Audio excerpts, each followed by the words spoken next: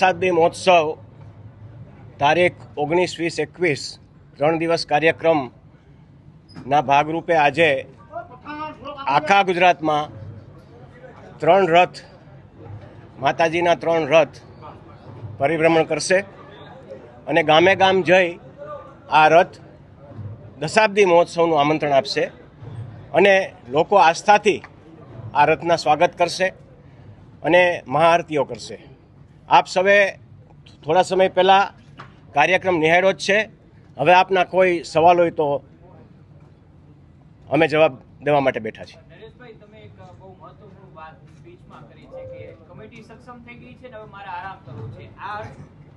આ તો હું ઘણા ટાઈમથી આ કહું છું। આ વખતે 2027 કીધું છે। હા, 2017થી આપ જાણો છો કે મારે આરામ કરવાની જ મને ઈચ્છા છે, પણ કાંઈ કારણોસર નથી કરી શકતો। પણ હવે કમિટી ખૂબ સક્ષમ છે અને લગભગ ભાર એ લોકો ઉપાડી લેશે એવી મને આશા છે। બિલકુલ નહીં, મેં પહેલાં પણ કીધેલું, હજી પણ કહું છું, આમાં મારા પરિવારમાંથી કોઈ પણ મારી જગ્યા ક્યારેય નહીં લે। 2027માં નરેશભાઈ મોટી જાહેરાત કરી શકે એવી શક્યતા ખરી? એ માતાજીને ખબર। જે રીતના સ્પીચમાં આરામની વાત આવે છે તો શક્યતા ખરી? પૂરેપૂરી। જી, કમાઈ કોને સોંપશે?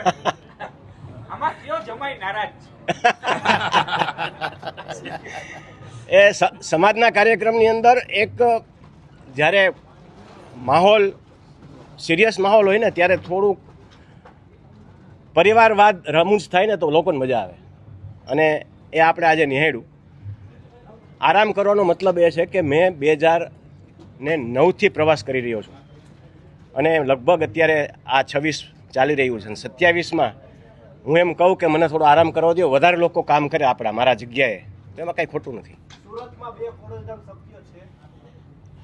સુરતની અંદર આની પહેલાંની પ્રેસ કોન્ફરન્સ સુરતમાં મેં લીધેલી, એમાં અમે 42 વીઘા જમીનનું સંપાદન કરેલ છે અને હજી બાજુની જગ્યાનું પણ વાતચીત ચાલી રહી છે।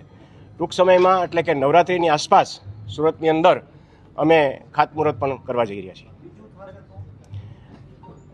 હું પહેલેથી કહું છું, ગમે એટલી સંસ્થાઓ થાય સારી વાત છે, લોકોને એમાં વધારે મોકો મળશે ત્યાં જવાનો, લોકો ત્યાં જઈને એના કામ કરાવશે, ત્યાં જઈને આસ્થાનું પણ એ લોકોને જ્ઞાન થશે, તો એમાં કોઈ ખોટી વાત નથી।